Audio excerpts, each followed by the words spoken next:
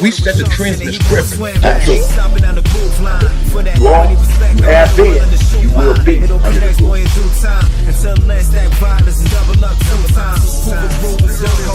Snip this glue, get in the zone, because we got to go do something. So that's what we did. And I'm going to be honest with you, I used to like it. You got people from the east and the west and different places, to come over and groove with us. Was Hoover grooving some part of Hoover? Never met a Hoover group. Me and you was never in my life. But a part of what was called the Bonzella Crips. Hoover ain't starting no Hoover Crips. And we hit that hand moving on you, walking in your house. Wait, do that again. Hit that hand moving on you, that messed up your whole party. You are, you have been, you will be under the roof. Help reunite a devoted parent with their family after 16 years. Joseph, a devoted parent and community supporter, fights for justice. Their life was shattered by wrongful imprisonment, tearing them away from loved ones. For 16 long years, this individual has battled to reclaim both freedom and family. You can play a crucial role in helping them reclaim their life and reunite with their family today. Every donation brings hope and justice closer to reality for this family. Stand with Joseph, donate now. Man, and so that just was put upon you. God, listen, I think the day I recognized it was at school, 7th grade year. And some of the little dudes in the gym class might have been roughing around with me, but we was always playing. And some dude I didn't even know walked up to him and said, "Hey, I better leave that dude alone. He's 7'4". And I was like, "I am." Like, I am. News to me. And I was like, "Whoa, Yeah, I am." You know what I mean? If that got me that type of respect right there. Because those dudes immediately fell back. Oh, we were just playing. Like, right. Wow. You know? Yeah. And Yeah, I accepted it. You accepted it. It's like I walked into it. You know what I mean? I didn't get jumped in. Well, I went through the set hazing. Yeah. Some hazing. Them shack days and all that stuff we had going on. Oh, yeah, man. I went through the hazing. There was some days. Oh, man. I think with anything you go through in your life, that requires you to go through some stuff, eventually, just like a scab, you know what I mean? A scratch on your hand. You pick that scab off enough, eventually it gets callous. That's right. You know what I mean? Yeah, I can dig it. Yeah. Get a little hardened, but it was a slow progression. It was a slow progression. But it was in a full effect. It was already in motion. And, I asked you that particular question for a reason the day of your decision, and come to find out it wasn't technically yours. You know what I mean? Technically. But not technically, but I had a follow-up question. No, I had a choice. Yeah, you had a choice. Yeah. But, like I said, not only was I impressionable, but, I had the desire to to belong. You know what I mean? This is my social circle right here. You know what I mean? And now, as I got older, I recognized the fact that, looking back on it, I was establishing some core beliefs that would carry me throughout my whole life. That's right. So let me hit you with this, because I think this is a good segue to this next question. What was your family life like, bro? And I'm asking that because some would take for granted that most of our households were dysfunctional, were in poverty, or either there was a lack of nurturing and love and affection in the household. And I assert as well that, there are myriad reasons for one to be, become involved with the different types of lifestyles, on the streets. And yet I fully understand that, in order to express, our reasoning, in terms of why we did what we did, or our actions, as being a part of the streets, one got to grasp and have insight into why this happened. What was your family life like?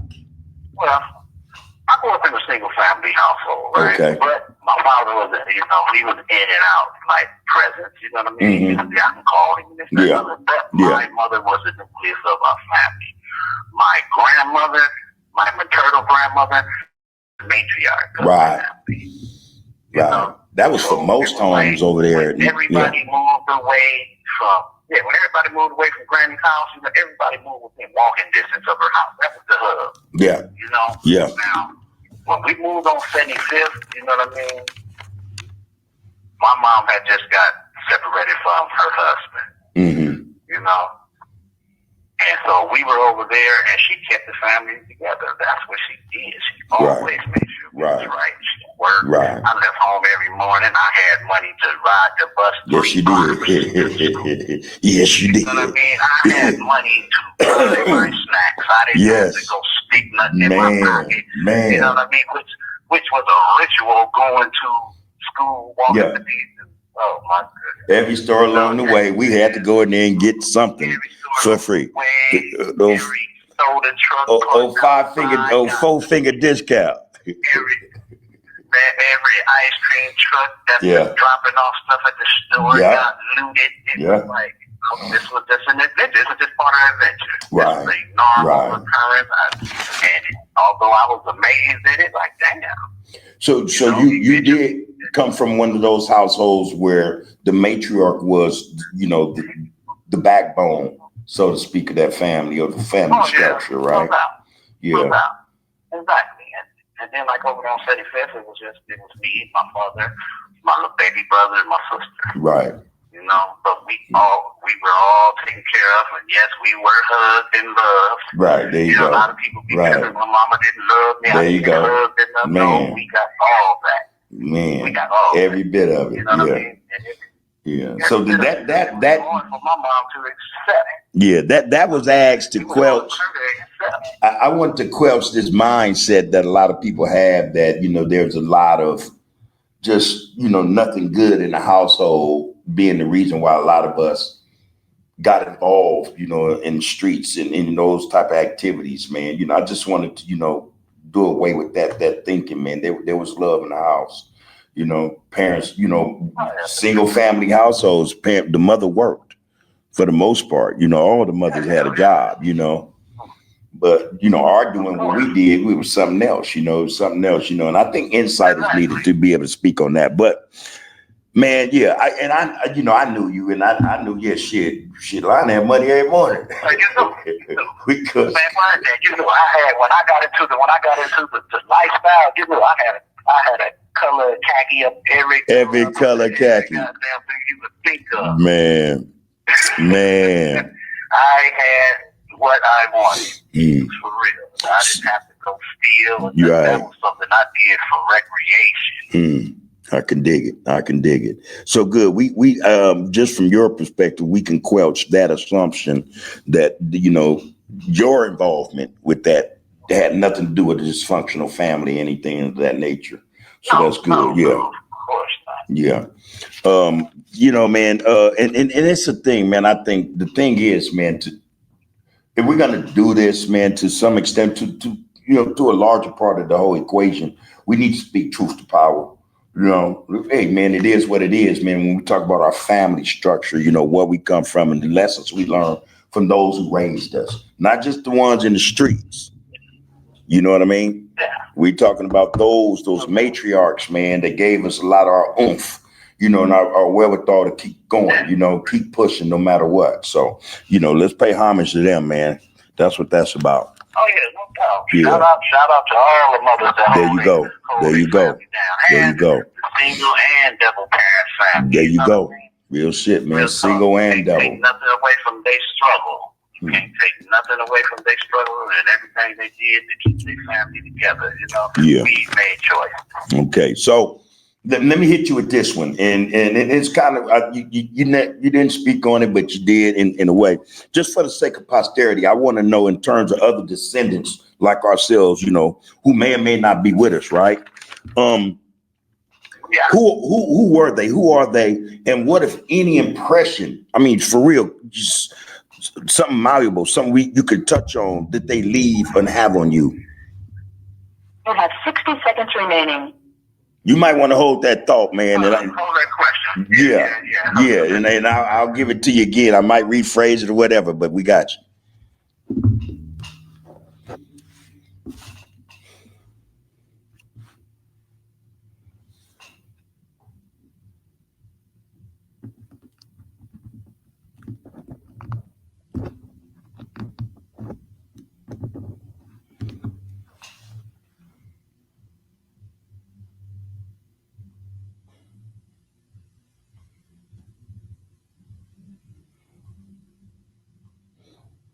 That beat is just addictive.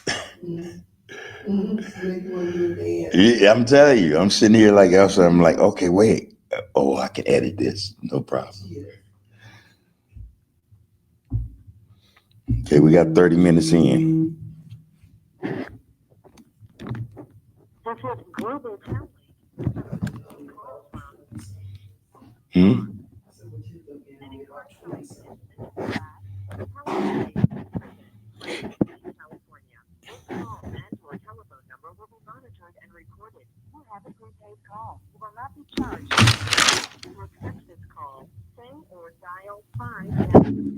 Thank you for using Global Tel Link.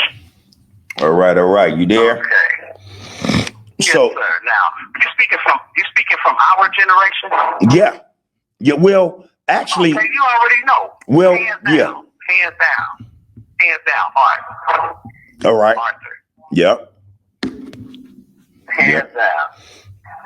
What about Tookham? Did he leave an impression on you? Oh, Mario? Yeah. No doubt, man. No doubt. Mario took him. Rest in peace, man. Yeah, he left this world way young. Too soon, man. Yeah. And I know you could do as well, but I can name five easy, 4 or 5 easy. And to this day, I still think about them brothers, you know, and just something about them that stuck with me, you know, and it wasn't all bad. You know what I mean? So yeah, but Art and Mario, them were most impressionable to you. Yeah. Little fish. Man, Darwin was smooth, man. Darwin was smooth, man. Rest in peace. Yeah, rest in peace to all of them, man. But you can even go back to like you talked about once before, man. Like the first dude from our generation. To get lost to the street.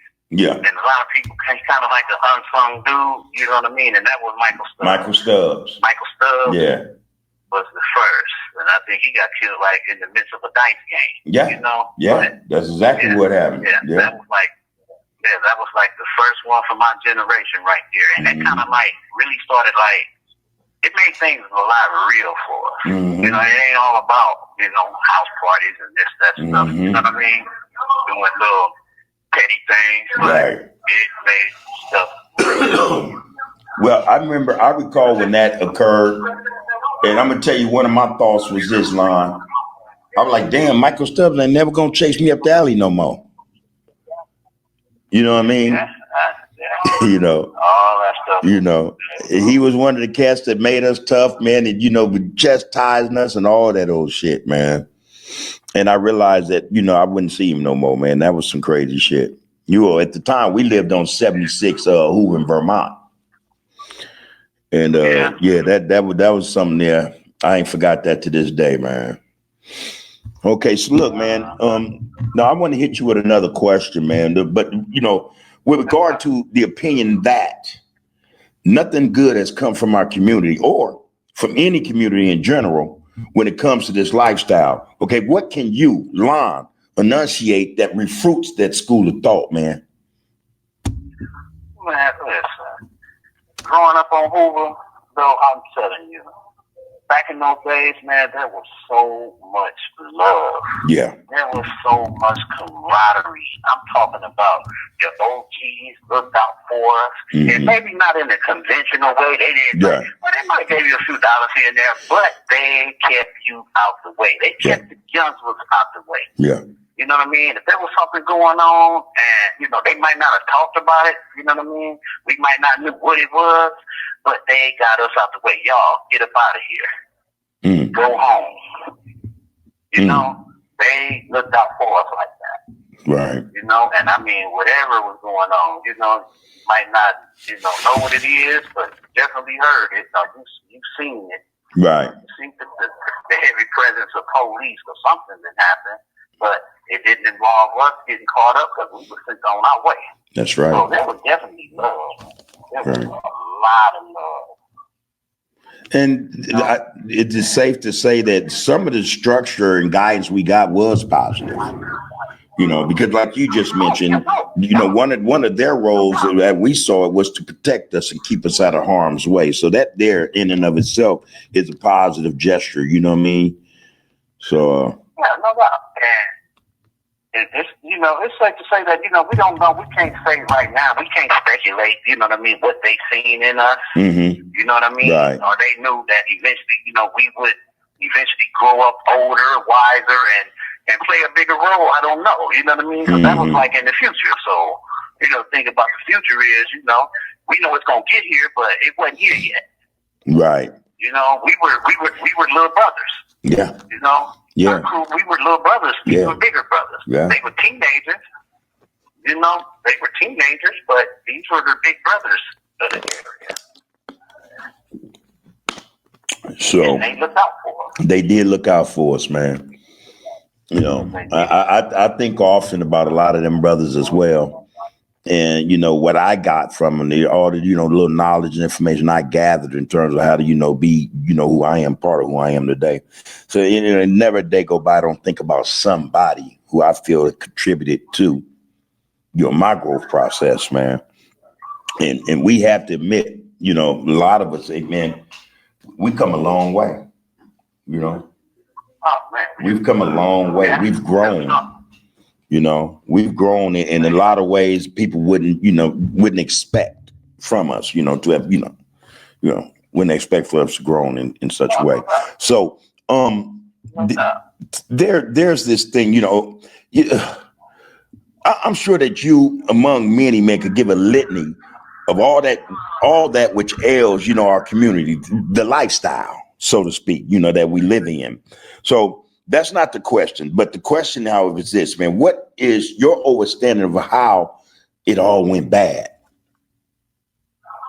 You know, in terms of this lifestyle, not just the Hoover clashing with other, but, you know, what precipitated that, which, you know, brought us to this, you know what I mean? You know what? I'm gonna honestly tell you like this, bro. Everybody. This call and/or telephone number will be monitored and recorded. I don't care how square you are. Everybody is one wrong mistake from either being dead or being in the penitentiary. You know what I mean? We made choices. We make choices. We continue to make choices. Yeah. And the thing about that is, with the growth and the learning and the maturity, bro, is you got to come to terms with the fact that when you wake up in the morning, you got a choice to make for your day. You know what I mean? And then you got to deal with the flip side. You got to deal with the consequences of the choices that you made. You know what I'm saying? When did you come to that conclusion? That, you know, how did, you know, when did that hit you? I'm kind of like a late bloomer. Yeah, I could dig it. Yeah, I could dig it. Yeah. I ain't never been slow. I ain't never been Right.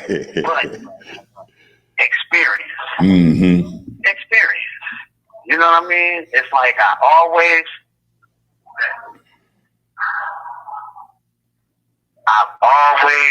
knew, you know what I mean, that I could be better. I could be better. But it's like getting caught up in a lifestyle, bro, it's like a rush. It's an adrenaline rush. That's true. You know what I mean?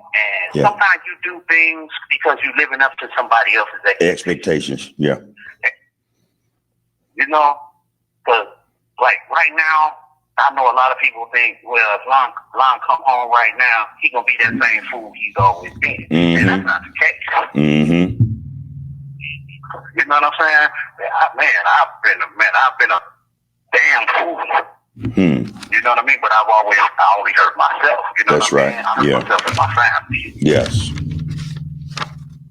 You know, now, yeah, true enough, there, you know, due to the way I've been all these years, I had them core beliefs that's embedded in me.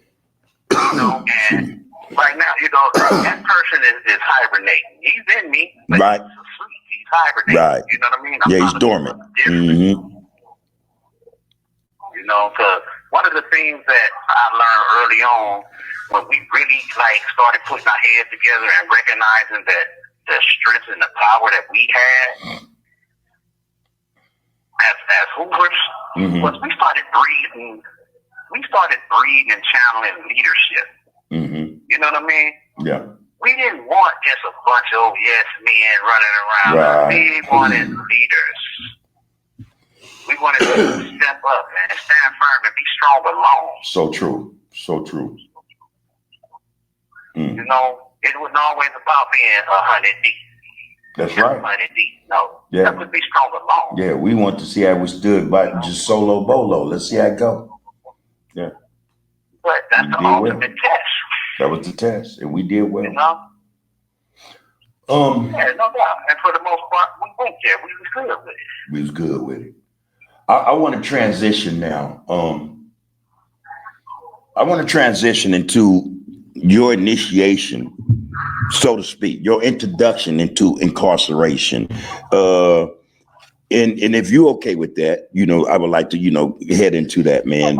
Started from, let's say, camp, you know, youth authority to prison, you know what I'm saying? That in that order, you know, what was that like for you initially? The camp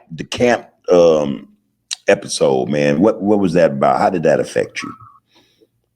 I went to camp in 1979, right? And yeah, I swore up and down that was it. Those little 5-6 months I did, man, took years off my life in stress. Man. And I swear that was it. I swear that was it. But lo and behold, you was there when I came home on a furlough. Yeah. You know what I mean? We turned up. Turned up, man. Turned up. We turned up before the turn up. Before the turn up was a thing, that's what we did. This call and your telephone number will be monitored and recorded. Real spit. You know, and when I came home, that level of doing wrong garnered me respect. Why? I don't know. It just was like twisted that way. Man, that was the culture, and it was just being born in us. Was the culture. Yeah. You know, it garnered respect. It twisted respect, but respect nonetheless. Got you. You know, it didn't last long with the why. Right. You know, back out.